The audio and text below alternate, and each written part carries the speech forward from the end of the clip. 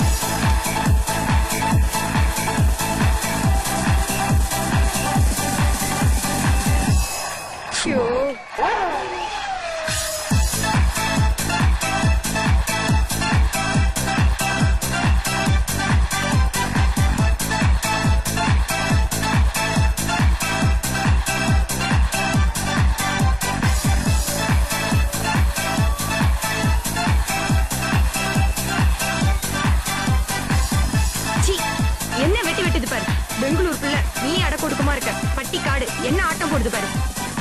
ஏய் இது என்ன பட்டிக்காட்டு பொண்ணு, டான்ஸ்னா எல்லாம் ஒண்ணுதான், ஜாலியா இரு.